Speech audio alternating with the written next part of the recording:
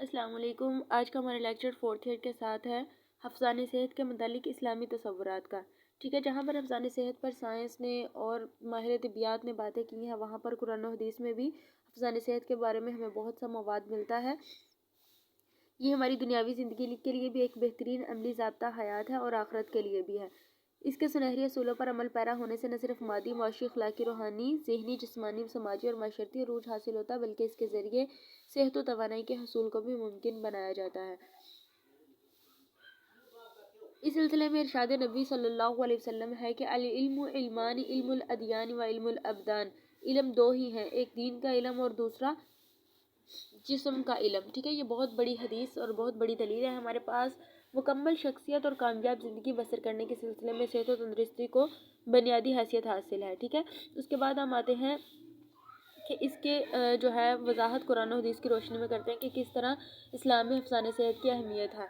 اسلام اور صحت علیہ کا لقل جسم کا بسر اللہ العافیہ۔ اللہ کی عنایات میں سے سب سے پہلے جس بارے میں سوال کیا جائے گا وہ تمہارا جسم ہے، اور ارشاد نبی صلی اللہ علیہ وسلم ہے کہ بسر اللہ العافیہ، اللہ تعالیٰ سے اچھی صحت مانگو۔ ٹھیک ہے، اس کے بعد اسلام اور طہارت و پاکیزگی ہے۔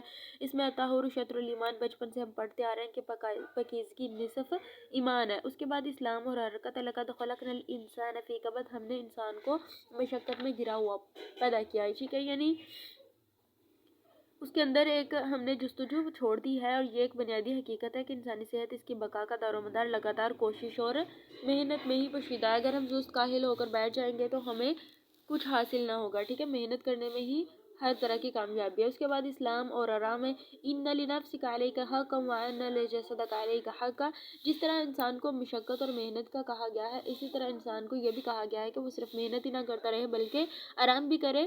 تیری جان اور تیرے جسم کا بھی تجھ پر حق ہے۔ اس کے بعد اسلام اور بسیار خوری کہتے ہیں بہت زیادہ کھانے پینے کو، اوور ایٹنگ کو۔ ٹھیک ہے، اسلام میں اوور ایٹنگ سے بھی منع کیا گیا ہے۔ کلوا واشربوا ولا تسرفوا انہ لا یحب المسرفین۔ کھاؤ پیو اور اعتدال سے تجاوز نہ کرو، یعنی بہت زیادہ نہ کھاؤ، اور خدا حد تجاوز کرنے والوں کو پسند نہیں کرتا۔ ٹھیک ہے، اس کے بعد ہے اسلام صحت بخش اور مضر صحت اشیاء۔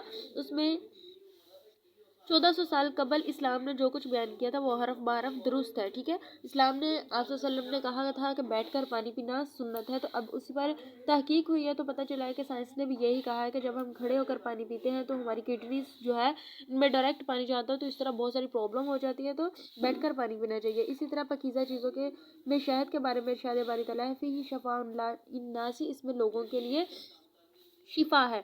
اور زیتون کے متعلق ارشاد ہے کلوا من الزیت وادہنوا بہ من الشجرۃ المبارکہ، زیتون کا پھل کھاؤ اور تیل استعمال کرو کیونکہ یہ ایک پاک اور مبارک درخت ہے۔ اس کے بعد ہے اسلام اور ہاتھوں کی صفائی۔ اس میں ہے کہ کھانے سے قبل اور بعد میں ہاتھ دھونا باعث برکت ہے۔ پھر چیزوں کو ڈھانپ کر رکھو، برتن ڈھانپ کر اور مشکیزوں کے منہ بند کر کے رکھو۔ تم میں سے کوئی شخص کچھ پینے لگے تو برتن میں پھونک نہ مارے۔ اس کے بعد اسلام اور دانتوں کی صفائی۔ اگر میں اپنی امت پر یہ باعث دشواری نہ سمجھتا تو انہیں ہر نماز میں مسواک کا حکم دیتا، یعنی دانت صاف کرنے کا حکم دیتا۔ یہ بھی حدیث نبوی ہے۔ اس کے بعد جو شخص کھانا کھائے اسے خلال کرنا چاہیے، یعنی خلال کلی کرنی چاہیے، اور اپنی انگلی منہ میں ڈال کے اگر کوئی ذرات وغیرہ رہ گئے ہیں تو انہیں باہر نکال دینا چاہیے۔ اسلام اور غلاظت سے اجتناب۔ 3 چیزوں سے بچو جو لعنت کا باعث ہیں۔ گارڈ پر بولو براز کرنے سے، بولو براز کہتے ہیں یہ پخانہ کرنے کو۔ ٹھیک ہے، سائے میں بولو براز کرنے سے اور گزرگاہ پر بولو براز کرنے سے۔ اس کے بعد اسلام اور منہ کھول کر جمائی لینا۔ اسلام میں اس چیز سے منع کیا گیا ہے، جب تم میں سے کسی کو جمائی آئے تو اپنے منہ پر ہاتھ رکھ کے اسے بند کر لے۔ اس کے بعد ہے نماز اور صحت۔ ان فی الصلاۃ شفاء، بے شک نماز میں شفا ہے، یعنی اس میں بھی حرکت ہے، سارے ہر قسم کی ورزش ہے۔ اس کے بعد ہے اسلام اور طہارت، والرجس فاہجر، اور گندگی سے دور رہو۔ اسلام اور ختنے۔ یہ ختنہ نماز کے لیے یہ پابندی ہے کہ بنی آدم ختنہ شدہ ہوتا ہے کہ پیشاب کے مقام کی صفائی کو مکمل طور پر ممکن بنایا جا سکے۔ ختنہ نہ کروانے کی صورت میں فالتو کھال ایک زہریلا مادہ سیگما کے جمع ہونے کا سبب بنتی ہے، جس سے متعدد امراض جنم لیتے ہیں، جس میں اعضائے تناسل میں سوزش کا جنم لینا، فالتو کھال کا خشکہ کے ساتھ چپک جانا اور اس طرح پیشاب میں رکاوٹ کا باعث بننا۔ ختنہ کی بدولت نہ صرف مرد مندرجہ بالا بیماریوں سے محفوظ رہتے ہیں بلکہ اس کے علاوہ جنسی ملاپ سے بھی لطف اندوز ہوتے ہیں. ٹھیک ہے. اس کے بعد اسلام اور بالوں کی صفائی. اسلام بڑھتے ہوئے بالوں کو ناپسندیدگی کی نگاہ سے دیکھتا ہے. اس سے مراد جو زیر ناف بال ہوتے ہیں یا بغلوں میں ہوتے ہیں. ٹھیک ہے. اس کے بعد ہے اسلام اور ناخن. ناخن کے بارے میں بھی ہم نے پیچھے تفصیل سے پڑھ لیا تھا کہ اسلام ناخنوں کو کترنے کی سفارش کرتا ہے. اس کے بعد اسلام اور استنجا ہے. استنجا کرنا بہت ضروری ہوتا ہے. جب تک ہم استنجا نہیں کرتے ہماری طہارت نہیں ہوتی. پھر اسلام اور غسل ہے. اس طرح جب نہانے کی حاجت ہو تو نماز کے پاس نہ جاؤ مگر راہ چلتے ہوئے یہاں تک کہ غسل کر لو. غسل کر کے جاؤ. اس کے بعد وضو کا طریقہ ہے. وضو کا طریقہ آپ لوگوں کو ماشاءاللہ سے پتہ ہے. سارے بچے اس کو ایک دفعہ پڑھ لینا. 3 دفعہ ہاتھ دھونا ہے, پھر 3 دفعہ کلی کرنا, ناک میں پانی ڈالنا, منہ دھونا ہے. ٹھیک ہے. یہ سارا اس میں آ جائے گا. اس کے بعد اسلام اور نماز ہے. نماز کے مدارج کتنے ہیں؟ 7. اس میں کیا کیا آتا ہے؟ پہلی نیت ہے, پھر تکبیر تحریمہ ہے, پھر قیام ہے, رکوع, سجدہ, تشہد اور پھر سلام ہے. آگے اس کا سارا طریقہ انہوں نے بتایا ہوا ہے کہ نماز ہم نے کس طرح ادا کرنی ہے, پھر تشہد میں کیا پڑھنا ہے, سلام کس طرح پھیرنا ہے. ٹھیک ہے. یہ سارا کچھ آپ پڑھ لینا. اس کے بعد آتا ہے صحت سے متعلق اسلامی تعلیمات کے روشن اصول بیان کریں. اسلام میں صحت کی کیا اہمیت ہے, پھر غذائی تقسیم کیا ہے.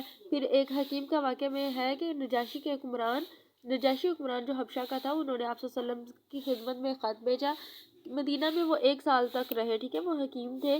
واپس جانے کی اجازت مانگتے ہوئے کہا کہ میرے قیام کے دوران کے عرصہ میں ایک بھی مریض میرے پاس نہیں آیا. آپ نے اسے واپس جانے کی اجازت دے دی.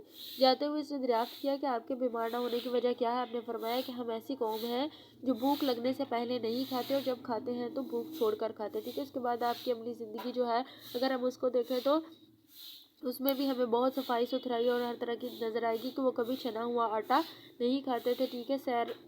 چند سیر گندم کھائی ہے اپنی پوری زندگی میں. اس کے بعد حضرت علی کا قول ہے کہ کم کھانا, کم بولنا اور کم سونا دانشمندی ہے. سیرت طیبہ میں ہزاروں ایسی مثالیں موجود ہیں. پھر صفائی اور سنت رسول کے بارے میں بھی بہت ساری باتیں ہیں, جن سے تعلیم, رہن سہن کے آداب, ماں کا دودھ, طب نبوی اور علم ابدان کی تعلیم ہے کہ قرآن پاک میں دیگر شعبہ زندگی کی طرح مختلف طبی مضامین کی بنیادیں فراہم کی. مثلاً پہلی ولی میں کہ خلق الانسان من علق, ہم نے انسان کو لوتھڑے سے پیدا کیا. شکم مادر میں گندے قطرے سے لے کر مکمل جسم تک تمام مدارج بیان کر دیے. انسانی حصوں میں پہلے سماعت اور پھر بصارت کا آغاز ہونے تک جیسے مراحل بیان ہوئے. فرمائے باری تعالیٰ نے اپنی ذات اقدس میں غور کرنے کو اللہ کی معرفت کا ذریعہ بتایا ہے. خدا حافظ.